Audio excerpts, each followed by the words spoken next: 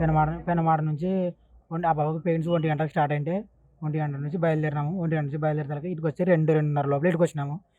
ఆ బాబుకి వచ్చాను నేను. వాళ్ళని ముగ్గురిని అంబులెన్స్ పంపించి ఇటుకొచ్చినారు డైరెక్ట్.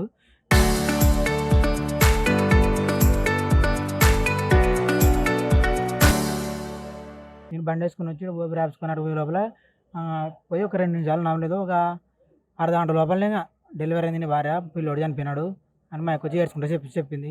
మా ఆ బాబు కొంచెం డెలివరీ బలవంతంగా కాకుండా ఉంటే కూడా కొట్టి ఎట్ట చేసినారో ఆ బాబు నలిపి ఎట్ట చేసినారో తెలియదు.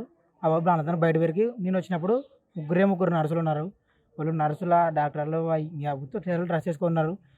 ఇంకా అంత కాన్వాయ్ డెలివరీ అయిన తర్వాత చనిపోయినాడని చెప్పినారు. ఆ బాబుకి సర్లే మేడం చనిపోయి ఆ బాబు నన్ను బాగా చూడండి తోట ఆ బాబు ఒక్కడ బతికి చాలని చెప్తే సర్లే బాబు ఏం కాదు ఏం చెప్పి ఆల్చైనా మళ్ళీ బాబుకి క్విక్స్ వచ్చినాయి. మత్తు చూపించాము. 2 సెకండ్లోనే ఇప్పుడు అది కూడా క్విక్స్ వచ్చినాయి. మత్తు చూపించినాము. ఇంకా ఏం కాదు అనేది ఆల్చైనా మళ్ళీ సీరియస్ అయింది.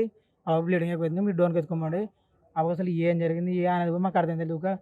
దాని నుంచి దీని నుంచి దాని మీదకి ఒక మార్చడం ఆ బాబు బయటపడడం తెలియదు. కానీ మా తెలంగా 3:30 లోపల అంత జరిపోయింది. 4-5 లోపల అడిపోయినాము. అటువైతలకు లేదు బాబు అన్నీ లేట్ చేసినారు డాక్టర్లు. ఆడ ఎవరు చూపించుకున్నారో తెలియదు. ఇటుకు వచ్చే లోపల పల్స్ రేట్ అన్నీ పడిపోయినాయి. అప్పుడు బతికే అవకాశం లేదు. మేము చేసే ప్రయత్నం మేము చేసినాము. అంటే ఒక 10 నిమిషాలు జనం చనిపోయిందని చెప్పి అంతే సార్. అది లాస్ట్ చేసి ఒక్క డాక్టర్ లేడు. అంతా డెలివరీ అయ్యి ఆ బాబు చనిపోయిందని చెప్పిన తర్వాత ఆ బాబు బాగాలేదు సీరియస్గా ఉంది అన్న తర్వాత ఒక 2 డాక్టర్లు వచ్చినారు. వచ్చి ఎంటీ స్టాంప్ మీద ఖాళీ పేపర్ ఇచ్చినారు. మధ్యలో గీత ఒకటి పైన కింద చేయించుకుంది. ఇంకా అంతే బాబు సర్లే నువ్వు కళ్ళు ఎత్తుకోమో ఆడిపోయినాక చూడండి సీరియస్ అయింది బాబుకి తొందరగా పోండి అని చెప్పి దబా ఎత్తుకోమతలకి సంతకం ఏందని అడగలే. ఏంది అడగలేమో మామూలుగా ఏంది అర్థమవుతుంది మాకు. ఏంది అడగలేక డైరెక్ట్ సంతకం ఇంకా మా బాధల మామూలు ఎత్తుకోమని ఆ బాబుని బతికించుకోవాలని తొందరలో మేము బతికించుకోవాలని చూసి ఇంకా అటువైతలకి లేదు బాబు పసిరింత పడిపోయింది. ఆడ ఏం చేసినారో తెలియదు. తెల్ల చేతులు సంతకం కళ్ళద్దలు పెట్టుకున్న ఒక డాక్టరు ఒక మేడం ఆ మనిషి 2 ఉన్నారు. వాళ్ళు అప్పుడు వచ్చినారు సంతకం చేస్తున్నారు అంతే. ఇంకా చనిపోయింది బాబు అని చూసినారు. లేదు ఆ వాళ్ళు వచ్చినారు ఎత్తుకోమని చెప్పినారు అంతే. ఏం చెప్పాలి వాళ్ళు. కరెంట్ కూడా పల్స్ రేట్ మొత్తం పడిపోయింది బాబు. నీ భార్యకి అయితే ఏం లేదు. పల్స్ రేట్ మొత్తం పడిపోయింది. ఇంకా బతికే అవకాశాలు అయితే తక్కువ.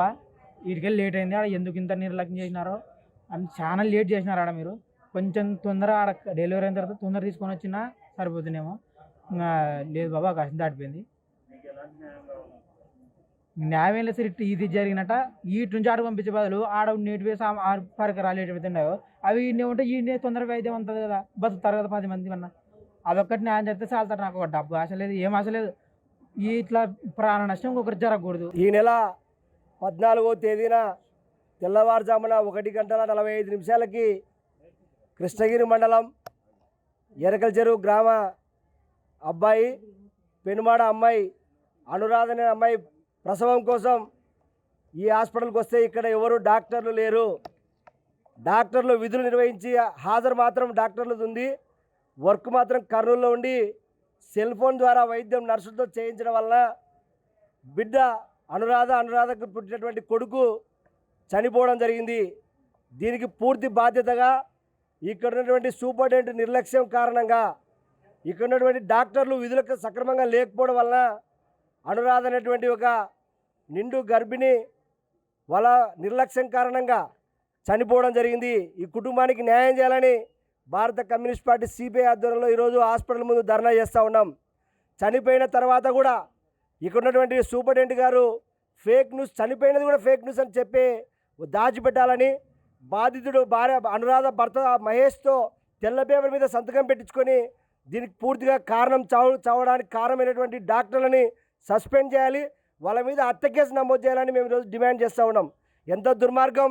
పేద ప్రజలు వచ్చేదే ప్రభుత్వ హాస్పిటల్కి, వాళ్ళకి విధులు డాక్టర్లు ఉండి ఇక్కడ డాక్టర్లకు వైద్యం అందించడంలో నిర్లక్ష్యం చేస్తూ ఉన్నా. ఇక్కడ doctor Padmaja gynaecologist head Madhavilatha Madhavilatha నిర్లక్ష్యం కారణంగా సూపరింటెండెంట్ అనీఫ్ కారణంగానే ఈరోజు అనురాధ మృతి చెందడం జరిగింది. అనురాధ విషయం బయటకు వచ్చి సరిపోయింది, కానీ ఇంకా అనేక మంది ఎంతమంది చనిపోయినారో తెలియని పరిస్థితి ఉంది. కాబట్టి ఖచ్చితంగా వాళ్ళ మీద విచారణ జరిపించాలి.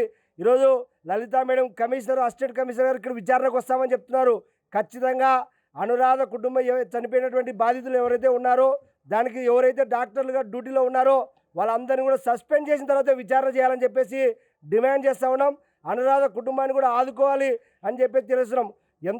అసలు మానవతా దృక్పథంతో ప్రభుత్వ డబ్బులు లేనటువంటి వాళ్ళే ప్రభుత్వ హాస్పిటల్కి వస్తారు. అదే డబ్బులు ఉండింటే ఎక్కడో ప్రైవేట్ హాస్పిటల్లో ఉన్నారు. ఇక్కడ చూసుకోవాల్సినటువంటి డాక్టర్లు విధులకేమో ప్రజెంట్ ఉంది, ఆమెనేమో కర్నూలులో ఉన్నట్టు డ్యూటీ డాక్టర్ కూడా కనీసం చూడలేదు. నర్సులే సర్జరీ చేసి ఆ బేబీని చంపడే, చిన్న పాపను చంపి పెద్ద ప్రాణాన్ని కూడా చనిపోవడం అనేటువంటిది ఇది ఎంతో దుర్మార్గం. ఖచ్చితంగా దీన్ని సభ్య సమాజం తలదించుకోవాల్సిన విషయం. ప్రతి ఒక్కరు కూడా దీనిపైన స్పందించాలా. ఇలాంటి సంఘటనలు జరగకుండా అధికారులు ముందు జాగ్రత్త తీసుకొని ప్రాణాలు కాపాడాలని తెలియజేస్తూ ఉన్నాం. అంటే ఇప్పుడు సెకండరీ లెవెల్ హాస్పిటల్స్లో ఎట్లా అంటే 24 గంటల్లో డాక్టర్లు ఉండరు. ఒక డాక్టర్కి 9 నుండి 4 వరకే ఉండాలి అనేది ఉంటుంది. అదే చెప్తున్నాను నేను. ఒక గైనకాలజిస్ట్ 24 గంటలు ఇక్కడే పడుకొని వాళ్ళ ఫ్యామిలీని వదిలేసి ఉండాలి అనే అది కాన్సెప్ట్ చిన్న హాస్పిటల్లో ఉండదు. కర్నూలులో ఎట్లా అంటే 100 మంది డాక్టర్లు ఉంటారు కాబట్టి ఒక డాక్టర్ని నైట్ కూడా పెడతారు. ఇక్కడ అట్లాంటి అందుబాటు ఉండదు. ఆన్ కాల్ డ్యూటీ అంటే 4 నుండి మరుసటి రోజు 9 లోపల ఏదైనా అవసరం ఉంటే వాళ్ళకి ఫోన్ చేసి ఫోన్ ద్వారా వాళ్ళ ఏమైనా అడిగి కనుక్కొని కూడా ట్రీట్మెంట్ ఇవ్వచ్చు. డ్యూటీ డాక్టర్ అందుబాటులో ఉన్నారు సార్? డ్యూటీ డాక్టర్ ఉన్నారు. డ్యూటీ డాక్టర్ ఒకరు 24 గంటలు ఉంటారు. ముజమ్మిల్ అనే డాక్టర్ ఉన్నారు ఆ రోజు. తర్వాత ఫిట్స్ వచ్చినప్పుడు గైనకాలజిస్ట్ కూడా వచ్చి చూసి ట్రీట్మెంట్ ఇచ్చారు. దీప్తి అనే డాక్టర్ చూశారు ఆ రోజు. సీనియర్ లేదు, ముందే వచ్చారు. వాళ్ళకి తెలిసి ఉండకపోవచ్చు, వాస్తవాలు కూడా నేను చెప్తున్నాను. వాళ్ళకి 1-2 పేర్లు తెలిసింటే వాళ్ళే డాక్టర్లు, మిగతా వాళ్ళ డాక్టర్లు కాదనుకుంటారు. సీనియర్ రెసిడెంట్ అనే డాక్టర్, దీప్తి అనే డాక్టర్ ఇక్కడే ఉంటారు నైట్ కూడా. ఆ డాక్టర్ చూశారు ఆ రోజు. గైనకాలజిస్ట్ అన్న సర్టిఫైడ్ డాక్టర్.